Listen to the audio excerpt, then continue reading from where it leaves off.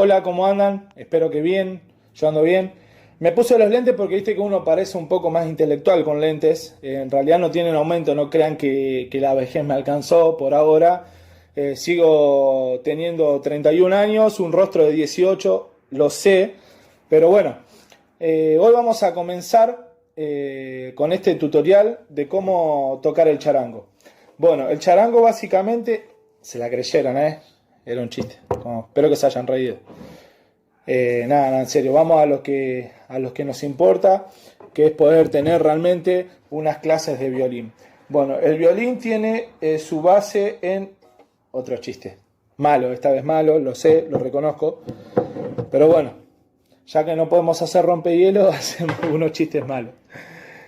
Vamos a agarrar el mejor instrumento que podemos agarrar, que es la palabra de Dios, y poder tener en este tiempo nuestra segunda reunión online de la juntada y poder tener una pequeña reflexión cortita, como lo tuvo Isma la vez anterior, que bueno, pudimos realmente ver la importancia de seguir a Cristo, el desafío de seguir a Cristo. Y hoy los quiero invitar a poder ver la importancia de la palabra, ¿no? De la palabra en general. Por eso los invito a poder pensar un poco en la palabra. No ahora en la palabra de Dios, nos vamos a adentrar en unos minutitos, pero sí pensar en las palabras nuestras, en las palabras que nosotros decimos. Muchas veces la palabra es usada para un montón de cosas, ¿no? Yo siempre digo que nunca podríamos haber tenido un presidente mudo, ¿no? ¿Por qué? Porque convence con las palabras que dice. Uno escucha las propuestas que tiene o las promesas que hace y en eso confía muchas veces, ¿no? En nuestros hogares la palabra sirve para ¿qué? Pasame la sal, dar órdenes o pedir favores. La palabra es utilizada también para decir un cumplido. Por ejemplo, no es este tiempo de cuarentena, esto queda entre nosotros. Este tiempo de cuarentena le está viniendo bien para la cocina. Entonces uno puede decir, ¿no?, palabras de cumplido. Qué bien que cocinaste hoy. Bien. También las palabras pueden ser usadas para retar. Maripi, por ejemplo, si se porta mal uno, lo reta, le enseña, le explica. La palabra puede ser usada para explicar. Pero también en el mundo la palabra es utilizada también para la agresión, ¿no? Vemos mucha violencia últimamente. Prendemos la tele y hay muchos femicidios, hay mucha violencia, pero la violencia no solo es física con las manos, sino que también la violencia puede ser verbal. A veces se busca herir con las palabras y realmente la palabra hiere ahí donde las manos no llegan, que es muchas veces el corazón. Quizás te ha pasado a vos de decir o buscar lastimar a alguien con las palabras, con lo que vos decís. O quizás has escuchado a una persona hiriendo a otra a través de la palabra. Y la palabra lastima, y la palabra duele, y la palabra rompe muchas veces el corazón. Quizás te ha pasado en lo personal de que te han dicho algo que te ha dolido muchísimo, o no te han dicho algo que esperabas escuchar, y ahí aparece cuán poderosa es la palabra, porque puede llegar a lugares donde físicamente con las manos no. Por eso la palabra tiene una gran importancia en la vida del ser humano. La palabra tiene mucho poder. Por eso quiero en esta tarde que podamos llevar a una reflexión sobre la palabra que sana, sobre la palabra que fortalece, sobre la palabra que tiene poder. ¿Sabes? La Biblia dice que la palabra de Dios es viva y eficaz. Es viva. O sea que cuando uno recibe de la palabra de Dios o uno lee y se introduce allí en la palabra de Dios, este libro maravilloso cobra vida y tiene vida, vida propia. Entonces cuando uno lee la palabra de Dios y esta llega al corazón, empieza a enmendar dolores y empieza a curar y empieza a coser viejas heridas y allí podemos encontrar en la palabra de Dios la cura que nuestro corazón necesita. Pero, ¿sabes? Es muy importante conocer la palabra de Dios. En este tiempo de cuarentena, ¿no?, en la que no podemos congregarnos, podemos ser bendecidos a través de la tecnología y podemos ver en redes sociales muchas veces versículos bíblicos que nos animan o videos que nos mandan que nos animan. Pero ¿sabes? Es muy importante conocer la palabra de Dios para poder entender bien cuál es el mensaje de Dios para nuestra vida. ¿Sabes? En este corto tiempo quiero hablarte de las promesas de Dios. Qué maravillosas que son las promesas de Dios. Qué maravilloso es confiar en las promesas de Dios. ¿Y sabes por qué? Porque Dios no cambia. Dios es inmutable. Él no muta. Él es el que es. Él dice de sí mismo, yo soy el que soy. Dios no cambia, Dios es fiel. ¿Cuántas veces un hombre puede prometer un montón de cosas, pero luego no cumple? Quizás se te venga a la mente la política, ¿no? Siempre se nos viene a la mente los políticos que prometen y no cumplen, pero nosotros también muchas veces prometemos y no cumplimos. Hacemos promesas que luego no podemos cumplir. Quizás has visto en tu alrededor tuyo o en tus compañeros en el colegio, o quizás te ha pasado a vos promesas que se desvanecen con el viento. Como la frase que dice, ¿no? Las palabras se las lleva el viento. Y hay promesas que aparecen, te voy a amar para toda la vida. Uf, qué lindo y qué romántico suena, pero qué poco lo vemos eso real en el mundo, ¿no? Miramos hacia el mundo y vemos que el amor parece algo mágico. O el amor parece algo que es una fantasía. Porque hay palabras que se las lleva el viento. Sin embargo, tenemos un Dios cuya palabra no cambia. Y Dios hace promesas que cumple. Jamás vamos a encontrar en la palabra una promesa que Dios no cumpla. Dios cumple sus promesas. Por eso confiamos y tenemos esa paz y esa seguridad de tener un Dios en el cual podemos confiar. En el cual nos podemos arraigar y aferrar confiando en que lo que Él dice lo cumple. Pero ¿sabes cómo en la vida la palabra de Dios tiene promesas de diferentes índoles, ¿no? O de diferentes características? Hay promesas, por ejemplo, de Dios que son universales para todo el mundo. La Biblia nos dice, cree en el Señor Jesucristo y serás salvo. Dice, porque de tal manera amó Dios al mundo que ha dado a su Hijo unigénito para que todo aquel que en Él cree no se pierda, sino que tenga vida eterna. Eso aparece en Juan 3:16 y es una promesa universal. Universal. Por eso Juan es llamado el libro universal del Evangelio, un Dios que es para todo el mundo.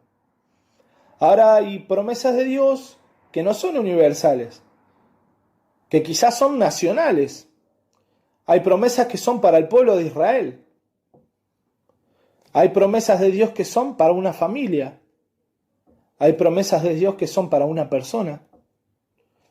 Y hay promesas de Dios que son condicionales y hay promesas de Dios que son incondicionales. Por eso es importante entender la importancia de conocer la palabra de Dios para saber qué es lo que Dios me quiere decir. Yo no me puedo aferrar a una promesa que fue hacia otra persona. No me puedo aferrar a la promesa que Dios le hizo a Moisés, diciéndole, bueno, vos vas a ir al desierto y yo voy a estar contigo. Bueno, si yo tomo esa promesa, tengo que viajar. Hoy en día no podemos viajar en avión, pero bueno, viajo de incógnita hacia el desierto y decir, bueno, Señor, vos me prometiste que ibas a estar conmigo, así que estoy en el medio del desierto, dame todo lo que necesito. No, esa fue una promesa hacia una persona, hacia un pueblo, que Dios le iba a acompañar en el desierto. Dios le prometió a Abraham que su descendencia iba a ser como las estrellas del cielo, y esa promesa fue exclusivamente para Abraham. Por eso hay promesas que tenemos que entender que son dirigidas o hacia una persona en particular, que son dirigidas o hacia un pueblo en particular, una nación, y hay promesas que son universales. Te voy a dar un ejemplo de unos versículos que estuvieron apareciendo en este tiempo, que es el Salmos 91. El Salmo 91, si ustedes lo han leído quizá en redes sociales, en una parte dice, con sus plumas te cubrirá, el versículo 4, y debajo de sus alas estarás seguro, escudo y adarga su verdad. No temerás el terror nocturno, ni saeta que vuele de día, ni pestilencia que ande en oscuridad, ni mortandad que en medio del día destruya. Él te librará, dice el versículo 3, del lazo del cazador, de la peste destructora. Ahí aparece una promesa, que Dios nos va a librar de la peste destructora en el versículo 3. Ahora, si nosotros nos aferramos a esta promesa y cualquiera que lee en las redes sociales dice, bueno, Dios me va a librar de la peste destructora. Entonces yo puedo ir a Italia, por ejemplo, que fue hace poco el país que más contagiados tenía, hoy es Estados Unidos, mañana quizás sea otro, y voy a viajar a Italia. Voy a hacer un recorrido, ¿por qué? Porque Dios me dice en su palabra que Él me va a librar de la peste destructora. Qué peligro que es sacar una promesa de Dios de contexto o entender que esta promesa, por ejemplo, es una promesa condicional. Tiene una condición. ¿Sabés? Este pasaje de Salmo 91 fue el mismo que utilizó Satanás para tentar a Jesús. Fíjense, Salmo 91, versículo 11, dice, pues a sus ángeles mandará cerca de ti que te guarden en tus caminos. Más adelante va a decir, para que tu pie no tropiece en piedra. Este es el versículo que utilizó Satanás para tentar a Jesús. Jesús que le dijo, no tentarás al Señor tu Dios. Ahora, si esta promesa fuese incondicional, Jesús quizás al tirarse iba a pasar esto. Los ángeles no iban a permitir que su pie tropiece en piedra. Dios iba a mandar a sus ángeles y se mandará a sus ángeles acerca de ti. Ahora, si esta promesa fuese incondicional, los cristianos tendríamos la libertad quizá de poder andar por donde quisiésemos y nunca nos vamos a contagiar de estas pestes. Ahora, ¿sabes qué? Esta promesa es una promesa condicional. Y es importante que vos entiendas que cuando aparece una promesa y vos leas una promesa en alguna red social, leas el contexto o veas a quién está dirigida, cómo está dirigida y qué es lo que Dios quiere transmitir acerca de esa promesa. Y esto es importante que vos leas el contexto en el que aparece. Por ejemplo, este versículo, este capítulo comienza diciendo, versículo 1, Salmo 91, el que habita al abrigo del Altísimo morará bajo la sombra del Omnipotente. El que habita al abrigo del Altísimo morará bajo la sombra del Omnipotente. Diré yo a Jehová, esperanza mía y castillo mío, mi Dios, en quien confiaré. Este pasaje nos está diciendo algo claramente, que si yo ando en la voluntad de Dios, si yo estoy bajo la sombra del Omnipotente, si yo estoy en una comunión íntima con el Señor, que habito al abrigo del Altísimo, Él me va a cuidar. Él me va a cuidar de todo lo que pueda venir. Y ahí va a hablar de varias cosas que Dios va a cuidar. Librará el lazo del cazador, de la peste destructora. Y Dios lo libra de un montón de cosas. Pero ¿cuál es la clave? Que Él tiene que hacer la voluntad de Dios. En la voluntad de Dios. Es como cuando Jesús dice, el que tiene fe como un grano de mostaza, va a poder decirle a una montaña, montaña, o a un monte, correte, y ese monte se va a correr. Ahora yo no veo que haya cristianos que estén jugando carreras con monte, ¿no? Que uno le diga, bueno, a ver, vos corrés en monte, yo a este, y el que llega primero hasta el mar gana. No aparece eso. ¿Por qué? Porque a lo que se refiere Jesús es que si hay un monte, hay un problema que se interponga entre vos y la voluntad de Dios, ese monte se va a correr. Porque es la voluntad de Dios la que está del otro lado. Mientras nosotros nos mantengamos en la voluntad de Dios y cumplamos los propósitos que Dios tiene para nuestra vida, no hay nada que nos pueda afectar, porque estamos con Dios. Si la voluntad de Dios es que no te toque peste, queda tranquilo que no te va a tocar ninguna peste, porque es la voluntad de Dios. Pero nosotros tenemos que confiar y estar seguros que estamos dentro de la voluntad de Dios. Eso se logra día a día. Cada día levantarnos, tener nuestro tiempo con Dios en oración, nuestro tiempo con Dios a través de la palabra. Fíjense que el salmista dice, repite, y yo lo hice con énfasis, diré yo a Jehová, esperanza mía y castillo mío, mi Dios, en quien confiaré. ¿Sabes? Lo más importante de todo esto es que Dios sea tu Dios. Y que recuerdes de estar con Él todo el tiempo. A veces nos acordamos de estar con Él o leemos un versículo al pasar y ese es nuestro único momento con Dios. Un versículo que vemos al pasar. ¿Sabes? Es muy importante que Dios sea tu Dios. Y que entiendas que eso lo logra Cristo. Que solo en Cristo nosotros podemos tener la comunión con Dios la comunión íntima con Dios que necesitamos. Y para ir terminando te quiero leer un pasaje que está en 2 de Pedro, capítulo 1, dice, versículo 3, como todas las cosas que pertenecen a la vida y a la piedad, nos han sido dadas por su divino poder mediante el conocimiento de aquel que nos llamó por su gloria y excelencia, por medio de las cuales nos ha dado preciosas y grandísimas promesas, para que por ellas llegaseis a ser participantes de la naturaleza divina, habiendo huido de la corrupción que hay en el mundo a causa de la concupiscencia. Hay un himno muy hermoso que te invito a que después lo puedas googlear. En YouTube aparece cantado y la letra, que son las promesas de Jesús. Dice, todas las promesas del Señor Jesús son un tesoro para mi ser. Todas las promesas del Señor Jesús que están en la palabra de Dios son una fortaleza para mí. La palabra de Dios me dice en Juan capítulo 14, no se turbe vuestro corazón, creéis en Dios, creéis también en mí, dice Jesús. En la casa de mi Padre muchas moradas hay, si allí no fuera yo lo hubiera dicho. Voy pues a preparar lugar para vosotros. Y si me fuere y os preparar el lugar, vendré otra vez y os tomaré a mí mismo para que donde yo estoy vosotros también estéis. Esto es una promesa de Dios en la que nosotros podemos depositar nuestra esperanza. ¿Sabes? Puede venirse el mundo abajo. Pueden pasar miles de problemas. Puede haber guerras. Puede haber pestes. Podemos tener problemas de diferentes índoles, enfermedades. Pero hay una cosa segura. Hay algo que sobrepasa cualquier cosa que puede pasar aquí en la tierra. Y hay una promesa del Señor Jesús a la que te invito hoy a que te puedas aferrar.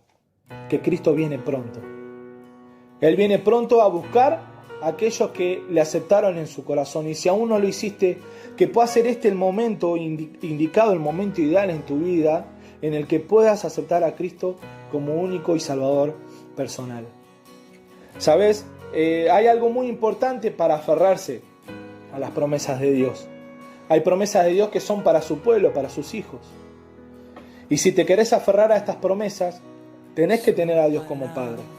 Y la Biblia me dice, como decía hoy, Juan 3:16, de tal manera amó Dios al mundo que ha dado a su Hijo unigénito para que todo aquel que en Él cree no se pierda, sino que tenga vida eterna.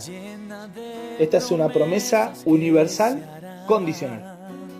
Aparece una condición. ¿Cuál es la condición para no perdernos, sino que tengamos vida eterna? A ver, te dejo pensar unos segundos.